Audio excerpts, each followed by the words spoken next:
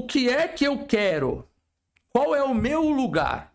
Você precisa parar de pensar negativo. É essencial que você aprenda a fazer com que essa pessoa ela passe a, dentro do processo que ela está vivendo, conseguir desassociar, de fato, aquilo que ela está escolhendo interpretar dentro dela, ou seja, o jeito que ela olha para a realidade, os pensamentos que ela vai nutrir, talvez ela precise, ela já criou a realidade ao redor dela. Ela precisa mudar o que vai criar a próxima realidade.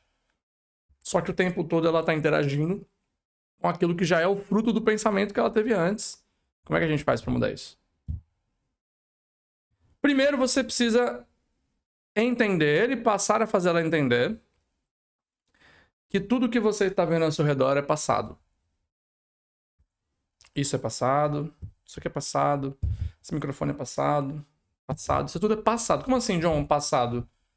Tudo o que você interage ao seu redor é fruto de algo que você fez antes a esse momento. É isso. Isso aqui já tá aqui. O que você fez antes que trouxe aqui. Roda da fortuna, seja isso algo bom ou algo ruim. Isso aqui tá aqui, é fruto do que veio antes.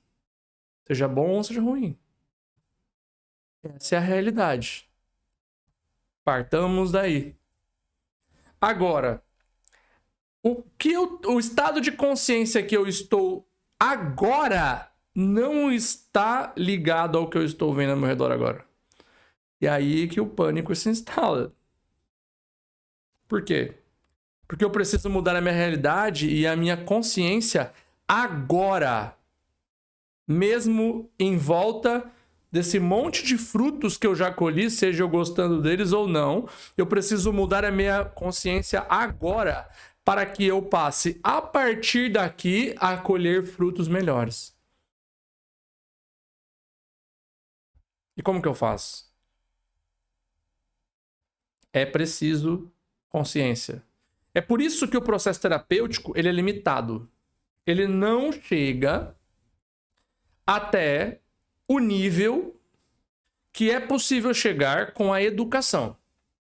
Sendo mentor, você consegue ensinar para essa pessoa, conduzi-la dentro de um processo para que ela tome consciência e perceba que o que está acontecendo agora, nesse momento na vida dela, já foi.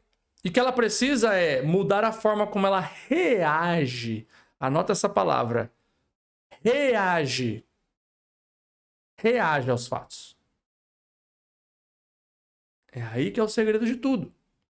Como eu lido com aquilo que está acontecendo agora. E isso começa, como você já entendeu aqui, lá dentro. Ou seja, então, por que as maioria das pessoas não têm resultado? Primeiro, porque elas estão esperando segurança para agir. Segundo, elas estão apegadas a... eu quero esse relacionamento aqui. Essa pessoa, no meio de 8 bilhões, ela está esperando o ex específico. Aquela pessoa, aquela tem que ser essa. Olhar para ela. No meio de 8 bilhões de seres humanos. Apego. E aí vem um terceiro fator aqui dentro, que eu vou, antes de eu entrar no terceiro fator, deixa eu estender aqui um item que eu também anotei para não esquecer de falar com vocês. Antes de entrar no terceiro fator, não no segundo. Tem uma esfera de apego que a gente rompe ele.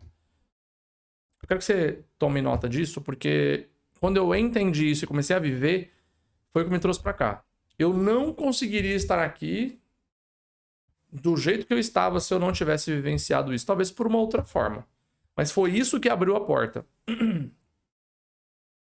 Que é a famosa história do queimar os barcos. Talvez você já tenha ouvido, mas se não... Se já, ouça novamente. Se não, preste bem atenção. é a história de um capitão que ele descobre que o povo dele havia sido sequestrado. Eles tinham sequestrado as mulheres daquele povo. E aqueles homens entram em um navio irados. E o capitão manda todos os soldados entrarem e começam a partir em direção ao continente inimigo, resgatar essas mulheres. E aquele capitão sabia que ele tinha uma missão. Ele vai na direção e ele atraca o barco no continente inimigo. Quando ele atraca o barco, ele olha, ele observa e ele nota. Os inimigos são abundantemente em maior volume.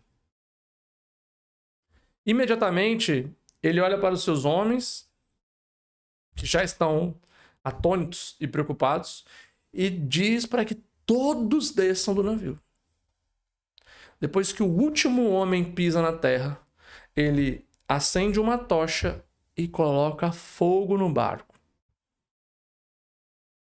É nesse momento que aqueles homens, quando não tem mais a oportunidade de voltar atrás, é que lutar passa a ser a melhor opção.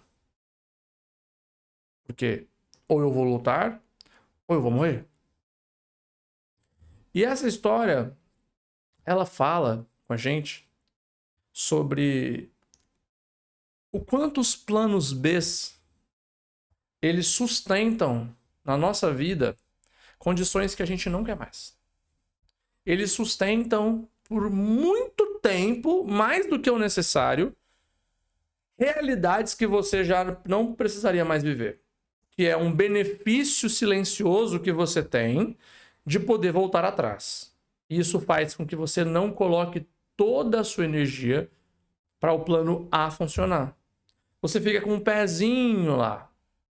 É aquela pessoa, aquela amiga sua, que ela terminou com o ex, mas ela não vai apagar o número do WhatsApp, porque vai que ela precisa ligar. Ela não vai jogar tudo fora, porque vai que quer voltar. Fica um pezinho, deixando a porta um pouquinho aberta. É um plano B de um projeto que eu fico segurando. É um emprego que eu já sei que não tem a ver com o meu propósito, mas que eu fico sustentando. Por quê? Ah, porque eu preciso para sobreviver. Quem é que escolhe por você quando o que faz você viver a sua vida é baseado em sobrevivência? O seu plano A, ele não está recebendo o melhor de você. Por quê? Porque você sabe que se ele não der certo, você pode dar um passinho para trás. Agora, quando você não tem plano B, ou você faz acontecer, ou você faz dar certo, ou você faz dar certo. E eu não conheço forma melhor de tomar o pai. Eu não conheço uma outra maneira, a não ser você fazer um belo de um diálogo com você e o seu superior, chamá-los para tomar um chazinho da tarde. Ah, o que eu quero é trabalhar com isso. Ah, o que eu quero é viver isso. Ah, o que eu quero é estar nesse lugar, nessa cidade, dessa maneira. Então, por que não estou? Ah, porque hoje eu ainda preciso. Mas que diabo de Deus é esse que você está servindo, de universo, de criador, que quando você sabe que o seu lugar é em outro lugar, e você dá esse passo para ir para esse outro lugar que você sabe que é o seu lugar e que está servindo a um propósito maior, que serve inclusive a esse criador. Que criador que é esse que você serve? Que você acha que se você soltar tudo e ir para a direção dele e abandonar os seus planos B, você vai ficar na mão. Que fé que é essa? Qual é o nível da sua fé? Se você acredita que você vai ir na direção de fazer tudo isso que você, em teoria, sabe que é o seu papel, que é o seu lugar, que você acredita que vai fazer o bem, e você pensa na possibilidade de ficar desamparado. É incoerente. E o nome do que acontece nesse momento com a gente chama potencial desperdiçado. É quando você já é conhecido por muitos como sendo alguém que vive o caminho espiritual, mas você ainda não acredita 100% na capacidade que esse caminho espiritual tem de sustentá-lo nas suas decisões. Não é possível colher os frutos que a vida tem disponíveis para nós. Mas, John, tenho muito ainda para construir para conseguir viver isso. Para conseguir ser uma mentora, uma grande mentora. Para conseguir ser uma Lucelena, um Hélio Couto. Tenho muito para caminhar. É mesmo? E aí vem o terceiro fator que eu ia dizer aquela hora. Que faz com que as pessoas não tenham resultado. Que é achar que porque elas não têm tudo o que elas precisam ter, elas não devem começar. E é o princípio da agilidade. Que ele fala sobre a importância de você, quando entende que uma coisa deve ser feita, ou quando quer viver alguma coisa, seja um projeto que você está criando, seja morar na praia, seja ser uma pessoa diferente, seja ir na academia, seja... Você precisa fazer rápido, simples e de preferência nas próximas 48 horas você fazer algo com isso. Exemplo, essas aulas que eu estou gravando aqui agora, se eu fosse basear simplesmente na ideia de perfeição que habitava a minha consciência algumas horas antes de eu estar aqui gravando, eu não estaria aqui gravando. Eu estaria lapidando e lapidando mais.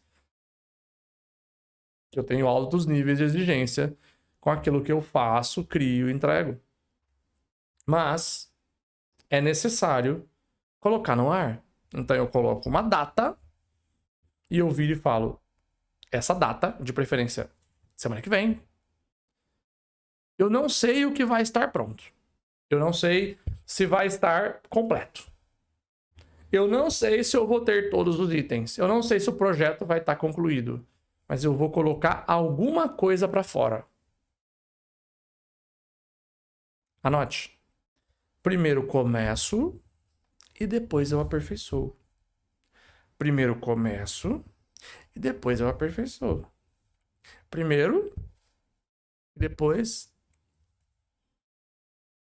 E é assim que você passa a ser um ser humaninho em que as pessoas encontram você na rua e pedem para tirar uma foto com você. Talvez você já deva ter vivido isso. Se você ainda já vive isso, mas ainda não segue esses elementos aqui, saiba que você já está bem pertinho do Hélio Couto.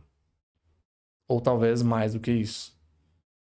E principalmente, se você quer ser um grande mentor para conduzir os seus mentorados dentro de um caminho de mais consciência, é essencial que você passe a compreender a importância desses 3 elementos: coragem, desapego e agilidade.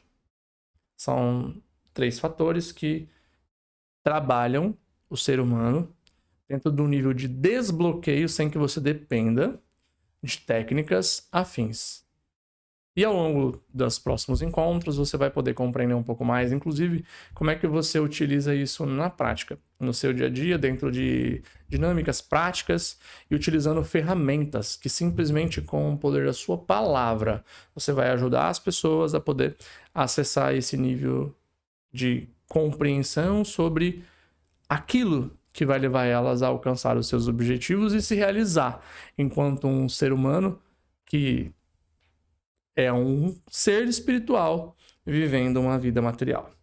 Eu vejo você na próxima aula.